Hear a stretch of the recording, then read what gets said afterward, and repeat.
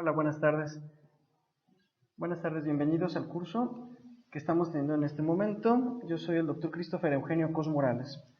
Vamos a hablar acerca de diabetes gestacional, que en este caso vamos a ir juntando junto con el tema de diabetes en el embarazo.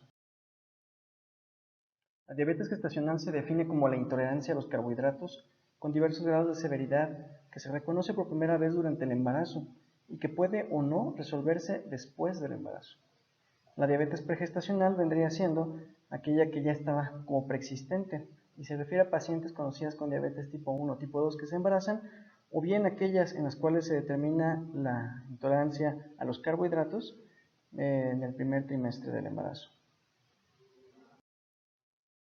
En cuanto a la leptopatogenia, vamos a hablar de que a partir de la séptima semana de gestación hay una elevación de la hormona lactógeno placentario y del cortisol materno. Todo esto condiciona un aumento en la resistencia insulínica que llega a su máxima expresión en el tercer trimestre, es decir, a partir de la semana 28. En este punto, por eso está la justificación de tamizar a las pacientes entre semana 24 a 28. Después de esto vemos que hay factores en los cuales encontramos elevación de los ácidos grasos libres, proveniente de la lipólisis y un ineficiente acoplamiento en la activación del receptor de insulina y la translocación de los GLUT4 a la superficie celular.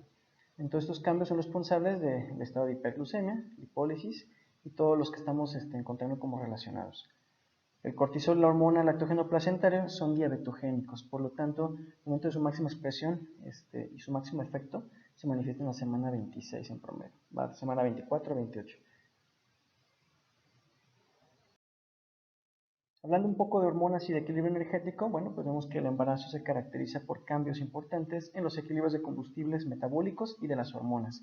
En esta gráfica vamos a ir encontrando el comportamiento típico en cuanto a la producción de glucosa hepática. Vamos a encontrar que la parte, digamos, la más ascendente va entre la semana 24 a la 28, y pues esto demuestra una resistencia en las células hepáticas a la insulina.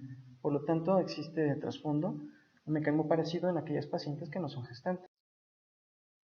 Los cambios durante el embarazo, bueno, vamos a encontrar que en el embarazo temprano hay un aumento en el depósito de grasas. En el embarazo tardío, que es lo que estamos mencionando acerca de la semana 28 en adelante, es el lactógeno placentario humano, el que se eleva además del cortisol, y esto aumenta la lipólisis, los ácidos grasos libres, y da como resultado lo que estamos comentando. Entonces el resultado de la glucosa sanguínea, pues en pacientes que no son diabéticas hay un ligero aumento. Esto va un poquito de la mano del hecho de que en este punto, semana 24-28, es cuando también se aumenta la curva de crecimiento del bebé en formación. Pero aquellas pacientes que son diabéticas o que van a ser diabéticas son aquellas que hay un estado de hiperglucemia. Y esto, repito, porque se da un aumento en los requerimientos de calorías, de glucosa para el bebé en formación. Entonces, aquí vemos que los ácidos grasos libres aumentan, el lactógeno placentario humano, cortisol y progesterona. ¿Cuál es la epidemiología? Entre el 2 al 8% de las mujeres embarazadas desarrollan un deterioro de la tolerancia a la glucosa, por lo general durante la segunda mitad de la gestación. Y aproximadamente el 10% de las mujeres con diabetes gestacional tendrá diabetes postparto.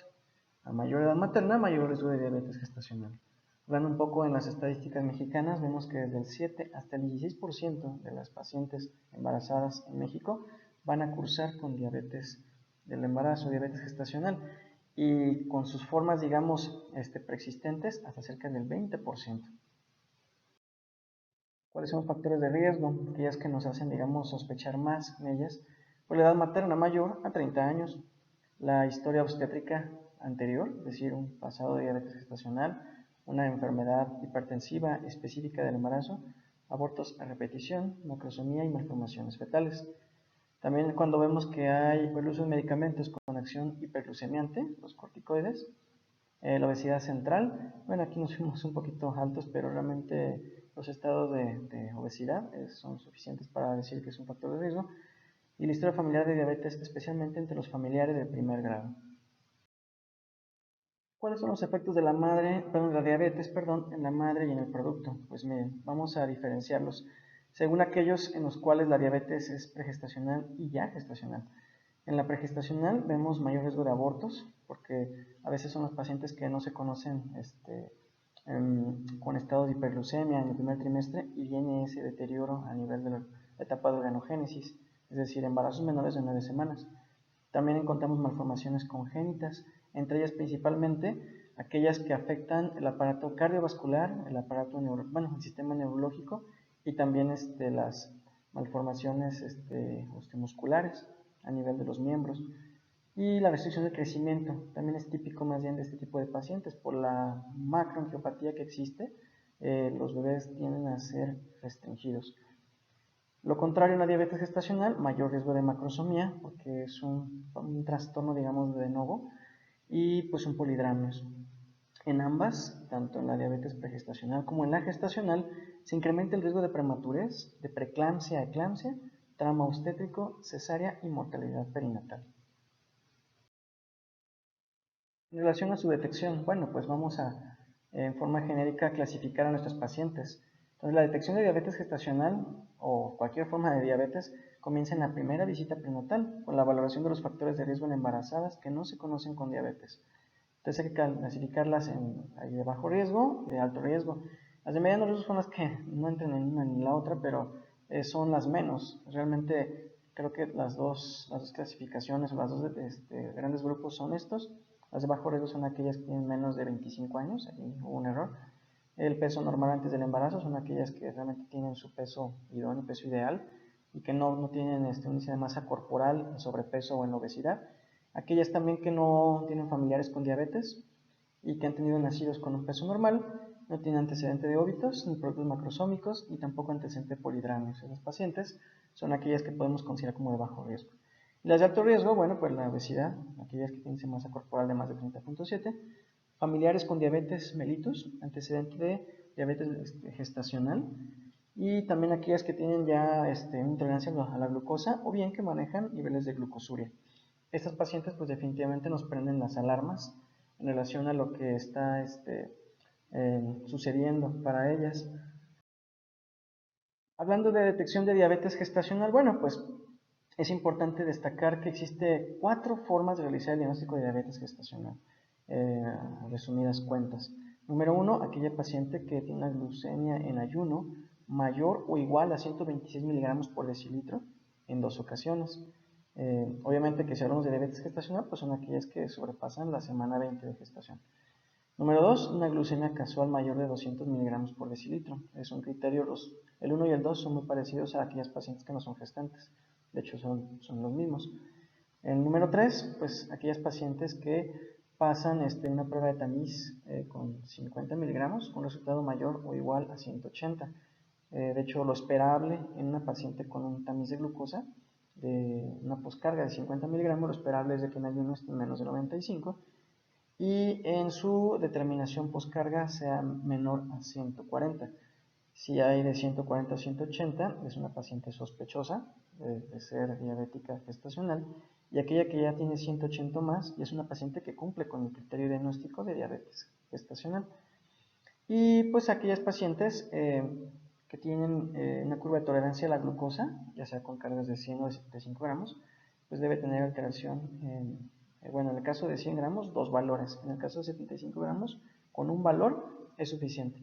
En la mano derecha de esta diapositiva les muestro aquí los valores. Cuando hacemos una carga de 100 gramos, vemos que se determina en 4 momentos. La glucosa sérica es la glucosa en ayuno, a la hora, a las 2 horas y a las 3 horas. Entonces, en este criterio, Carpenter y Costan, tenemos que tener 2 alteradas para que hagamos el diagnóstico de diabetes gestacional. El hecho de tener solamente una nos habla de intolerancia a los carbohidratos. Y más a la derecha, cuando la carga es de 75 gramos, basta con que una sola determinación esté alterada para que podamos hacer el diagnóstico de diabetes gestacional. Entonces, hay varias formas de llegar al diagnóstico. Si se fijan en la primera y en la segunda, a veces de repente no necesitamos pruebas tan complejas, ¿verdad? Como son las curvas de tolerancia. Ya con el simple hecho de encontrar esos valores, ya no necesitamos más pruebas para decir que la paciente tiene diabetes gestacional. Y en aquellas pacientes que inician su control prenatal en una edad gestacional del primer trimestre, pues con mayor razón, ya son pacientes que las catalogaríamos como diabetes pregestacional. Entonces, en conclusión, los criterios diagnósticos en un paso para diabetes gestacional, y esto ya es un poquito más actualizado en el Medical Care en Diabetes, sería en el 2016, encontramos que la glucosa plasmática en ayuno, elevado de referencias de 92, todo lo que esté por ahí elevado o más, es diagnóstica. La glucosa plasmática en 1 hora postcarga, mayor de 180, y la glucosa plasmática en 2 horas postcarga, mayor de 153. El hecho de encontrar una de estas alterada ya es diagnóstico. Y lo que comentábamos, el criterio para establecer diagnóstico en 2 pasos, que es lo que platicábamos de Custom y Carpenter, y la otra que estamos encontrando aquí, de repente no es tan usada, esta es un poquito más, más usada, la que usamos más, perdón, es la que está en mano izquierda, y ya hemos platicado de ella. Entonces, en la consulta prenatal, pues tenemos que interrogar antes, en forma idónea, ¿verdad? Antes de nacimiento, tenemos que interrogar a toda mujer en etapa reproductiva para proporcionar consejos sobre el método anticonceptivo. Eso es bien importante. Fíjense, tan importante que lo pusimos ahí en primer lugar. El control glucémico debe de ser estricto en la etapa preconcepcional y aquellas cifras de hemoglobina glucosilada preferentemente estén menores a 6.5%. Si una paciente ingresa al embarazo con un valor de más de 10%, definitivamente no se aconseja que la paciente se embarace, porque estamos hablando de una paciente sumamente descontrolada que se nos va a complicar. Y complicar es en serio. Número 3, establecer si existe un daño por micro o macroangiopatía. La microangiopatía, pues bueno, la vamos a encontrar a nivel de retina y a nivel de la función renal. Entonces ahí hay que hacer pruebas de funcionamiento renal y de ser posible, si tenemos una paciente muy descontrolada, pues hacer un fondo de ojo. Y la macroangiopatía, pues la vamos a encontrar pues a nivel de la perfusión periférica de los miembros, ¿verdad? Determinar el estado de la función tiroidea en diabetes tipo 1. Esto de repente es muy común, que la paciente diabética tipo 1 tenga pues un trastorno cruzado ahí con la hormona tiroidea. Y siguiente, suspender los hipoglucemiantes orales y las insulinas no aprobadas durante el embarazo. En este caso, aquí la diapositiva menciona glargina y ditemir, aumento del diagnóstico. Ahí pues es un poquito según. Sabemos, y vamos a platicar un poco más adelante de eso, pero a grandes rasgos vemos que la diabetes durante el embarazo, digamos, el tratamiento va con la dieta y con el ejercicio, pero cuando existe necesidad de dar tratamiento farmacológico, el medicamento de elección va a ser la insulina. Sin embargo, no estamos peleados con el uso de metformina, ¿verdad? Vamos a hablar un poquito más adelante de eso. La glibenclamida sí se ha demostrado en algunos estudios que no tiene tanta aplicabilidad en las pacientes embarazadas. Por eso menciona suspender los hipoglucemiantes orales. Y las insulinas no aprobadas durante el embarazo, bueno, glargina y detemir no es de que estén completamente contraindicadas, sobre todo glargina. El hecho de que estén mencionadas en esta diapo es porque no existen a lo mejor estudios de más de fondo que puedan a lo mejor justificar el hecho de darlas por encima de la insulina rápida o la NPH intermedia, que son las que de repente están más estudiadas y que llevan una mejor, un mejor estudio para determinar un adecuado control en la paciente embarazada.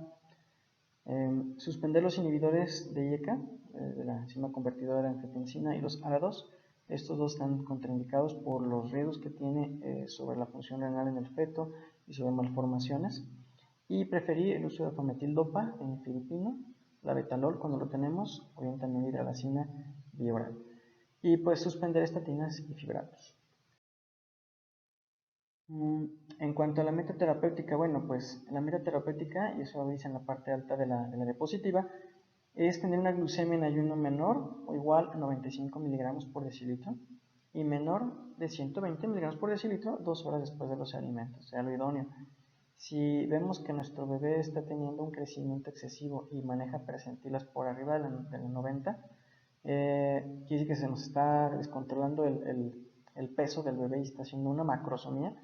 Las metas serán más estrictas. Entonces ahí la determinación en ayuno tiene que ser menor o igual a 80 miligramos por decilitro en ayuno, y tiene que ser de 110 miligramos por decilitro 2 horas postprandial. Se fijan, bajamos las cifras. En cuanto al tratamiento, pues hemos platicado antes de pasar a esa parte del manejo farmacológico. Debemos entender que la diabetes es un trastorno pues, de intolerancia a los carbohidratos, entonces hay que incidir definitivamente en la dieta. Importante el cálculo, pero a grandes rasgos, aunque aquí le estamos dando unas cifras de ingesta de calorías, que se puede calcular de 25 a 35 kilocalorías para el peso ideal y distribuido en esa proporción de carbohidratos, de proteínas y de grasas. Es importante mencionar que el cálculo debe de ser entre 1600 a 1800 kilocalorías al día. Cualquier dieta que nos dé como resultado calculada en menos de 1500 no es una dieta muy aconsejable debido a que nos puede traer mayores hipoglucemias, nos puede traer también cetogénesis, cuerpos cetónicos pues me refiero, y también existe también mayor tasa de una restricción en cuanto al crecimiento, o sea, no estamos logrando que el bebé crezca como se debe.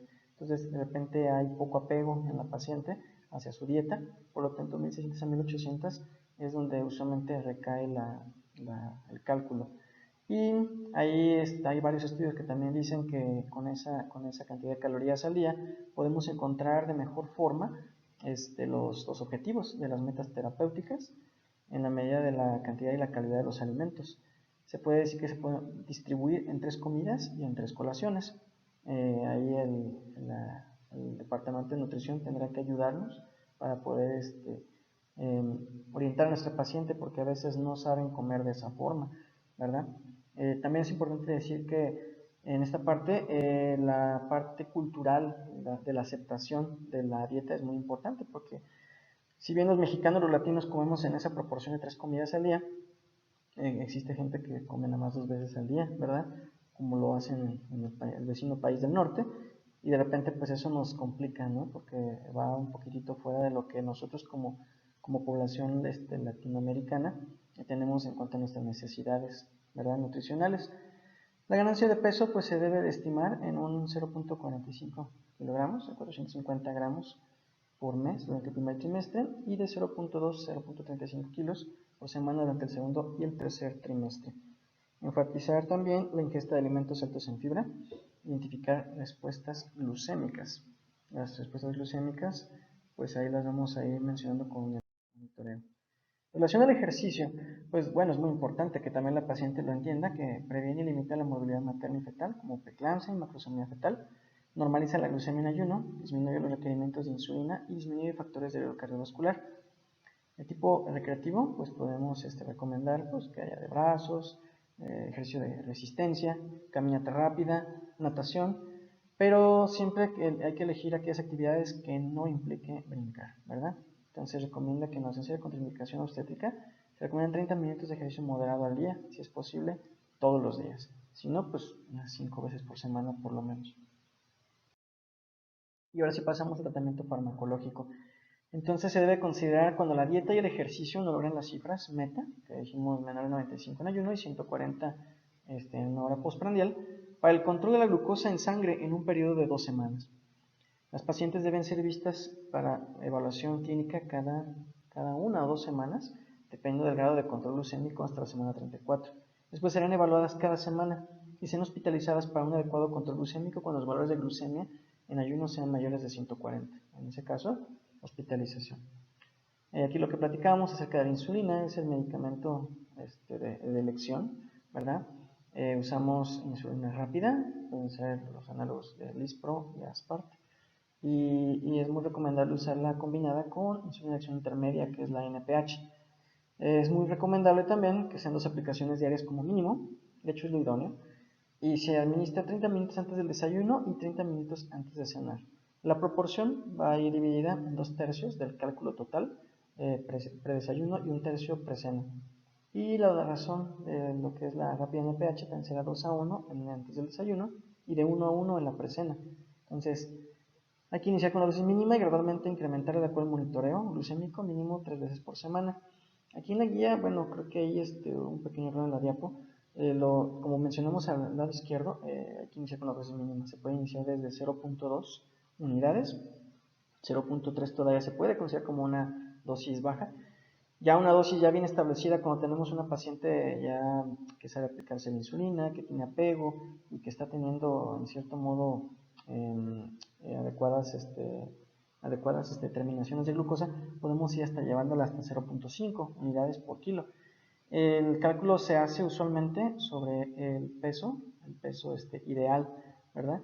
En algunos otros esquemas se calcula sobre el peso actual, el peso que estamos encontrando en la paciente, pero usualmente es sobre el peso ideal. Y a partir de ahí ir subiendo la dosis de insulina. Cuanto a metformina, bueno, pues es un medicamento de los que dijimos hipoglucemiantes orales, que realmente está demostrando que sí está ayudando al tratamiento como hipoglucemiante. Es un sensibilizador de la insulina endógena, obviamente me refiero, que actúa inhibiendo la gluconeogénesis a nivel hepático, mientras que incrementa el consumo de glucosa por el músculo, es decir, ayuda a que la glucosa sérica tenga un descenso porque el músculo empieza a disponer de ella. Cruza la barrera placentaria y sus concentraciones solamente son por la mitad de las maternas, en efecto. Su uso en el primer trimestre pues, no ha demostrado mayor riesgo de malformaciones congénitas, a lo mejor contra lo que se pensaría o se pensaba antes, que pudiera alterar ciertas cuestiones del embrión, pero no es cierto.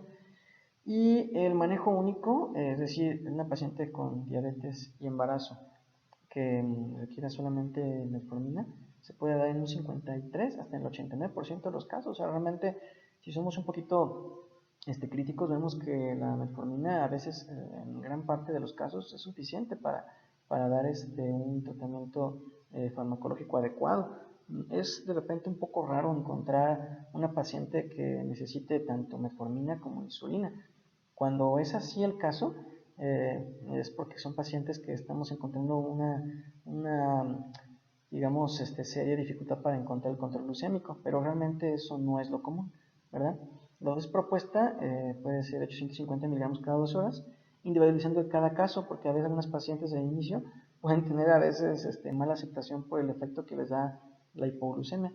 O no hipoglucemia, o sea, más bien la normoglucemia. Entonces podemos empezar con 850 miligramos, media tabletita cada 2 horas, y ir incrementando según los autocontroles. La vigilancia materna en estas pacientes, pues bueno, hay que tener en cuenta la historia clínica, su complemento en exámenes, ¿verdad? Prenatales, su enzimática, la glucosa sérica, examen de orina, valorar la glucosuria, ¿verdad? Hay que valorar la hemoglobina glucosilada, las pruebas de funcionamiento hepático, el electrocardiograma. Si digan, todo esto está encaminado a la determinación ya de grados de lesión de los órganos blancos, recordando de la microangiopatía y la macroangiopatía. Pues aquellas pacientes que de repente tienen ya un diagnóstico de diabetes o bien que son diagnosticadas en el primer trimestre, tenemos que tener esta visión un poco más amplia de ver si la paciente tiene ya cierto grado de repercusión vascular y poder clasificarla en lo que llamamos la clasificación de Priscilla White, que si bien es cierto, pues tuvo su auge en los 80s y en los 90s, actualmente en cierto modo nos orienta para fines pronósticos, para ver cómo se nos va a comportar esa paciente debido al grado, digamos, de lesión a nivel vascular. Entonces, eso vamos a ver un poquito más para adelante. La vigilancia fetal, bueno, pues, ¿cómo vamos a vigilar a nuestro bebé? Pues se recomienda que si la agarramos del primer trimestre, pues hacer el ultrasonido del primer trimestre, que es el que se hace en semana 11-14. Es un ultrasonido que nos permite la detección de cromosomopatías, tamizaje de riesgo de preeclampsia, por medición de las resistencias en la flujometría, ¿verdad?, de arterias uterinas, y también nos permite tamizar el riesgo de amenaza de parto pretérmino por la medición de longitud cervical. Entonces nos da bastantes datos, sobre todo en aquello de la cromosomopatía, determinación de transducción nucal, ductus venoso. Y el otro que también va a ser muy importante es el que se hace entre semana 22 a la 28, que es el ultrasonido estructural, más en aquellas pacientes que sabemos que ya son diabéticas ya pregestacionales, porque permite la detección de malformaciones estructurales, ¿verdad? Y también pues, nos permite un tamizaje tardío de cromosomopatías. Aquí también hay que decirlo, tiene una buena ventana diagnóstica para cardiopatías, debido a que aquellas pacientes diabéticas ya conocidas o diagnosticadas en el primer trimestre, que son diabéticas pregestacionales, existe cierto riesgo de desarrollo de cardiopatía. Entonces, cardiopatía me refiero a problemas a un trastorno de comunicación interventricular, dislocación de grandes vasos, etc. Todo eso, hablamos de ese tipo de patologías, es un factor de riesgo de la diabetes pregestacional, que es pacientes poco controladas. En semana 32, pues el ultrasonido de crecimiento fetal y de ahí en adelante para encontrar detección de restricción de crecimiento o bien de macrosomía fetal. Ahí a partir de esa semana podemos ir monitorizando nuestro crecimiento de nuestro bebé. Semana 38 en adelante, pues el monitoreo que nos va a dar la paciente misma, como es un embarazo de término, acerca de movimientos fetales, ¿verdad? Lo que podemos hacer nosotros como ginecólogos, como ultrasonido obstétrico, valorar pues el líquido amniótico, valorar la curva de crecimiento, ¿verdad? Y cuando la paciente pues está ya en trabajo de parto, la cardiotocografía como método, digamos, de prueba de bienestar fetal. La vigilancia durante el parto, bueno, pues el hecho de que tengamos una diabetes gestacional o pregestacional no debe ser contraindicación para un parto vaginal. Digamos, las metas serían mantener la glucemia entre 80 y 120, ¿verdad? Entonces, miligramos por decilitro. Y debemos de tener en cuenta que a grandes rasgos debemos de usar soluciones salinas. Y por ahí podemos estar usando una infusión de insulina, ¿verdad? Y como está comentado aquí en esta diapositiva. ¿Cuáles complicaciones debemos de esperar y tenemos que anticiparnos a ellas, desde luego? Pues las maternas y las fetales, ¿no? En las maternas, pues la preeclampsia-eclampsia, es decir, diabetes en el embarazo es un factor predisponente para preeclampsia-eclampsia. Aumenta un 25%, en algunas series dicen que hasta cerca del 40%. También las infecciones a nivel materno, como coremonitis, infecciones vías urinarias, cervicovaginitis, infección puerperal, hemorragia posparto, a veces por la cuestión de los fetos macrosómicos, parto por cesárea, variación de requerimientos de insulina y agravamiento de la retinopatía y nefropatía diabética. De hecho, algunas pacientes, como dijimos en diapositivas previas, si la paciente entra al embarazo con una hemoglobina glucosilada de más de 10, pues definitivamente no le va a ir muy bien. Entonces, va a haber un agravamiento por deterioro durante la gestación. Y en los fetales, bueno, pues las anomalías congénitas sí se elevan de 7 a 15 veces más en aquellas pacientes diabéticas. Riesgo de, como dijimos, macrosomía en las diabéticas gestacionales, restricción de crecimiento en las pregestacionales, riesgo de parto traumático, aquí vienen con su feto macrosómico. La prematurez y enfermedad de la norma yarina es un síndrome de distrés respiratorio innato. Recordemos que aquellos bebitos macrosómicos tienen producción de un surfactante pulmonar de baja calidad. Entonces, de repente un bebito que nace de semana 38, 39, de repente puede tener síndrome de distrés respiratorio, requiere oxígeno, a veces terminan en la UCIN por el hecho de que tienen esa cuestión de la norma yarina. Y apnea y bradicardia también lo encontramos en los recién nacidos, y alteraciones metabólicas y hematológicas, pueden desarrollar hipoglucemias, hipocalcemias, hipomagnesias. Bueno, pues estas son las fuentes de lo que estamos platicando. Vamos a tratar ahorita de ver algún caso clínico para poder darnos una idea de cómo vamos a ir tratando a nuestras pacientes. Vamos a encontrar aquí una pacientita, nos pusimos el nombre, Eri, con 2 apellidos, 35 años de edad. Igual lo comento, es un antecedente de un aborto, es su segundo embarazo, gesta 2, aborto 1, el aborto, pero nació un año. En este momento, el día de hoy, cursa con un embarazo de 17.6 semanas de gestación por fecha de última regla, que está puesta aquí el 14 de enero de 2021. Entonces, para el día de hoy, 18 de mayo, encontramos una gestación de 17.6. Ella se sabe diabética, tiene 5 años de evolución y ella se ha manejado con metformina y con glibenclamida. Y tuvo un aborto previo hace 8 meses, un aborto diferido. Bueno, como antecedentes de importancia, vemos que la paciente tiene abuelos paternos con diabetes mellitus y el resto negados. Aparentemente no hay más familiares diabéticos. No hay antecedentes de hipertensión en familia ni cáncer. Ella, pues su primera regla, a los 16 años, inició de vida sexual a los 26, una pareja sexual, método anticonceptivo ninguno, su ritmo menstrual es irregular, su último Papá Nicolau hace 2 años, normal. Entonces, ella niega toxicomanías, alergias y quirúrgicos y toma metformina desde que se sabe diabética, 850 miligramos 2 veces al día y glibenclamida 5 miligramos 2 veces al día. Pero menciona que hace 3 meses hizo una hemoglobina glucosilada, que salió 11.2%, pero apenas acaba de acudir ahorita a consulta. Entonces, más o menos estamos pintando el panorama de una paciente, ¿no? Ya nos estamos imaginando cómo nos va a ir. pues acude con nosotros el día de hoy refiriéndose con una prueba de embarazo positiva, así como la presencia de leucorrea blanquecina amarillenta, para la cual se aplicó Lomecan sin encontrar mejoría desde hace 4 días. Refiere náuseas intensas así como vómito desde que inició el embarazo. En su exploración física encontramos una paciente con una TEA normal, su peso es 73,600 y una talla de 1,61. Temperatura 36,5. Aquí es importante, no lo pusimos, pero es importante hacer el cálculo de índice de masa corporal para de esa forma saber dónde está nuestra paciente y establecer las metas de incremento ponderal durante el embarazo, ¿verdad? Estamos encontrando alerta orientada, con abdomen con útero gestante, con feto único vivo, frecuencia cardíaca de 150 latidos por minuto, a fondo uterino de 15 centímetros, y vemos que por ultrasonido pues el bebito tiene una longitud cabeza cauda compatible con el embarazo que estamos mencionando, una placenta normal inserta, el epidemiótico normal, ¿verdad? Realmente ahorita todavía no vemos trastornos de líquido ni trastornos en cuanto al tamaño del bebé, porque es un embarazo muy temprano. Es la primera cita del embarazo. ¿Qué es lo que vamos a hacer? ¿Qué estudios solicitarás para conocer mejor el estado de su control glucémico? ¿Verdad? Ya lo mencionamos en alguna diapositiva. ¿Ocupas alguna otra prueba diagnóstica para conocer el daño vascular? Acuérdate que esta paciente ya se conoce diabética. ¿A quién pedirías interconsulta? ¿Continuará tomando glibenclamida con metformina? Y número 5, ¿cuáles serán las recomendaciones nutricionales y de ejercicio para esta paciente? Esas son de las primeras cosas que podemos preguntarnos, ¿no? Obviamente, adicionales a lo que es un típico control de embarazo, tenemos que agregar estas preguntas que son muy importantes. Entonces, si pudiéramos tener la oportunidad de haber agarrado a esta paciente antes de que se embarazara, pues esto hubiera sido, digamos, lo que incluiríamos en una consulta preconcepcional, es decir, antes de que se embarazara, ¿verdad? Primero, la educación y consejería. ¿A qué nos referimos? Pues a concientizar a nuestra paciente en relación a los riesgos que ella conlleva el embarazo, ¿verdad?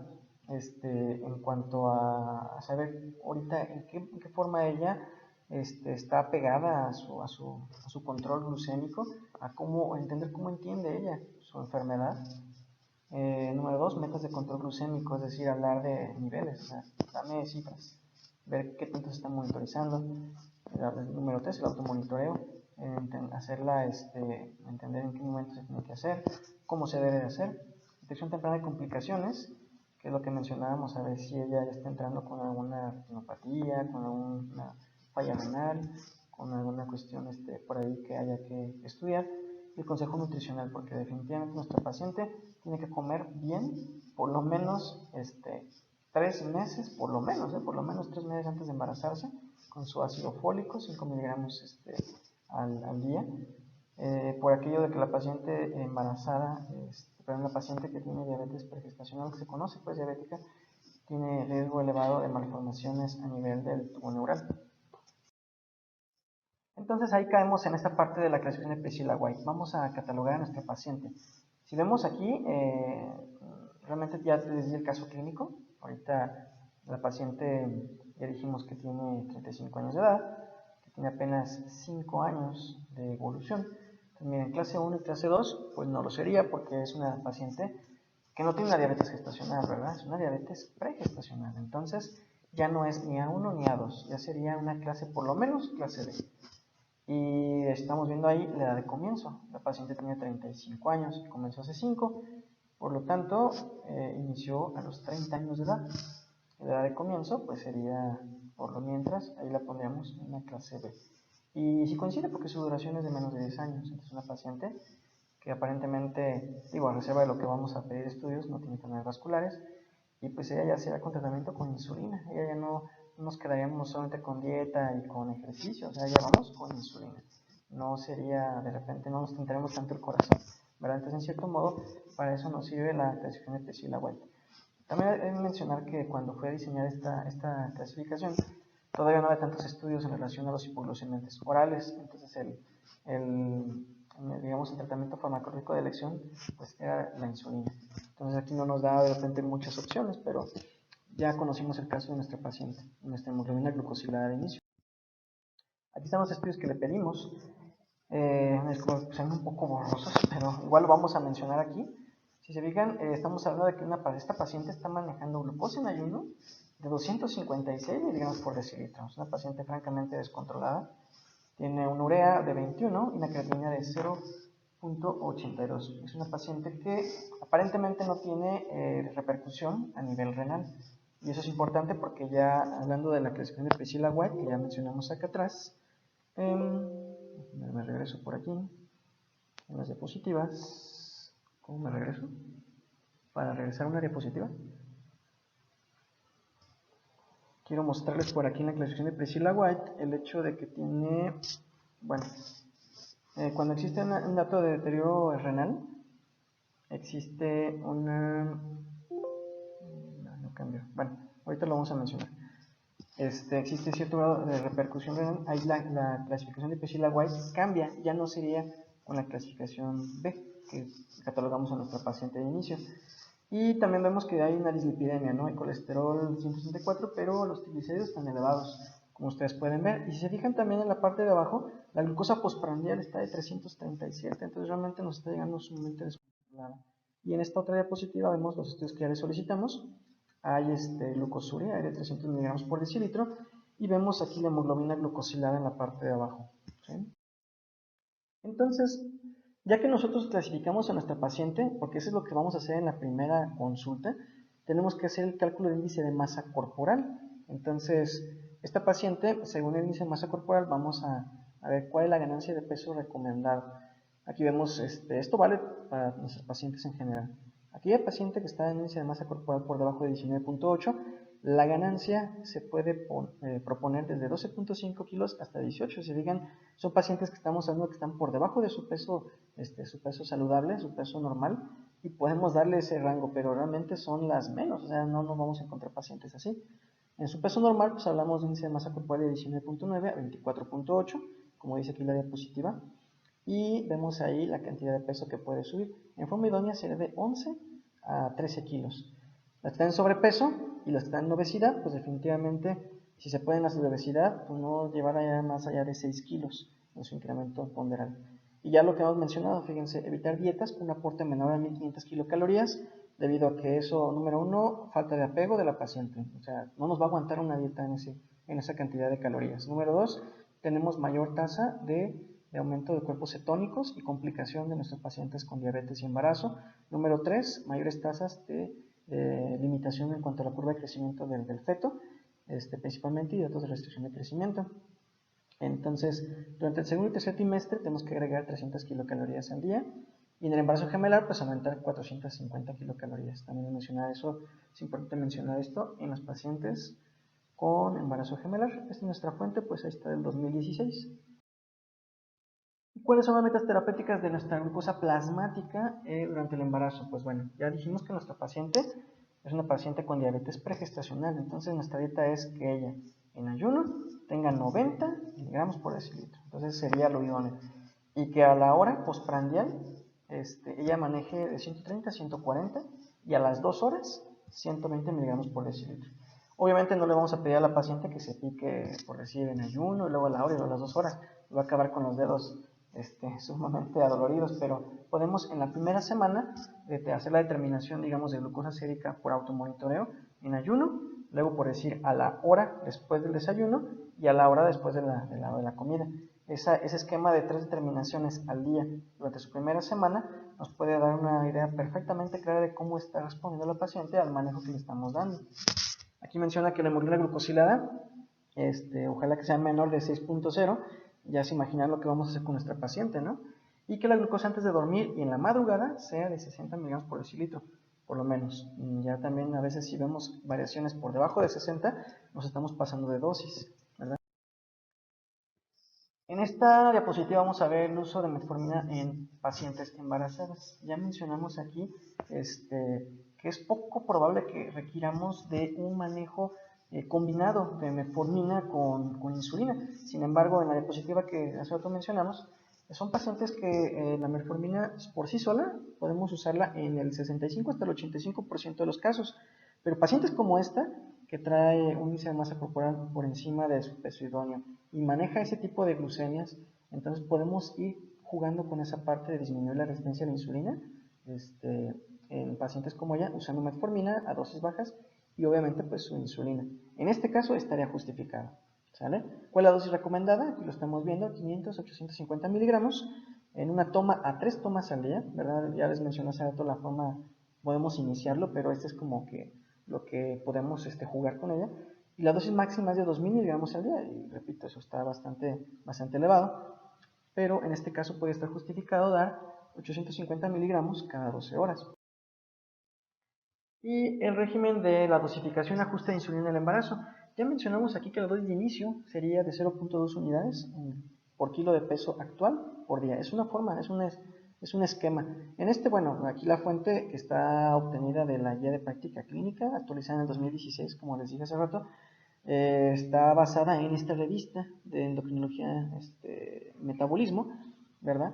Pero pues realmente es algo que es sumamente práctico para las pacientes latinoamericanas. Hay que ver que nosotros somos latinos. De repente las publicaciones que estamos viendo en Latinoamérica también tenemos que verlas con ese aspecto de que es algo que nos sirve a nosotros para la parte práctica. Y ya mencionamos que dividirla en dosis matutina.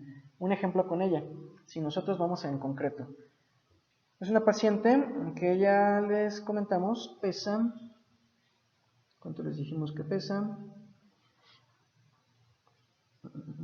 73 kilos 600. Entonces vamos a hacer el cálculo. Si tienen forma de sacar su calculadora, 73.600. Eso por, multiplicado aquí dice por 0.2, nos da un total de 0.6 por 0.2, nos da un total de 14.7 unidades. Vamos a redondearlo en 15 unidades. Eso sería una forma, digamos, de iniciar con ella. Entonces vamos a dividirlo. Dice paso 2, dividir la dosis total en 2 tercios matutino y 1 tercio vespertino. Entonces con esto vamos a dividir. Vamos a dejarlo 15. 15 entre 3 serían 5 unidades. Entonces ya hablamos de que son 5 unidades. Dice que 2 tercios de nuestro total, que son 15 unidades, los vamos a dejar en la mañana. Por tanto son 10 unidades destinadas para la mañana y 5 unidades para la tarde. Lo dice dividir la dosis matutina en tercios, combinar 2 tercios de insulina NPH y 1 tercio de insulina rápida. Entonces ahí vamos a ver las 10 unidades, dividirlas. Podemos iniciar con unas 6 unidades de insulina NPH y 4 de insulina rápida. Y ya sean ahí 10 unidades por la mañana. Y por la tarde, como no podemos hacer la paridad de 6, pues podemos dejar a lo mejor 3 unidades en la mañana y 3 en la tarde. Estamos de repente manejando dosis de insulina muy bajitas, como se están dando cuenta, pero así es como lo maneja la guía de práctica clínica. Yo hace rato les mencioné que podemos irlas subiendo según los autocontroles. Esta paciente, igual no lo mencionamos, pero dice que ella de repente tiene falta de apego al manejo hipoglucemiante, porque en cuanto empieza con normoglucemias, nos empieza a marear. Entonces esa paciente podemos ir con, como dice aquí la norma, y aparte su metformina, ¿sale? Entonces a partir de ahí vamos a ir haciendo el ajuste. Entonces ya los autocontroles ya lo mencionamos. Continuando el caso clínico, esta paciente, ¿será candidata a manejo con metformina o con insulina? Pues ya lo mencionamos, ¿no? Y sería, este caso, manejo de ambas. Número 2, ¿cómo recomiendas que se haga el automonitoreo?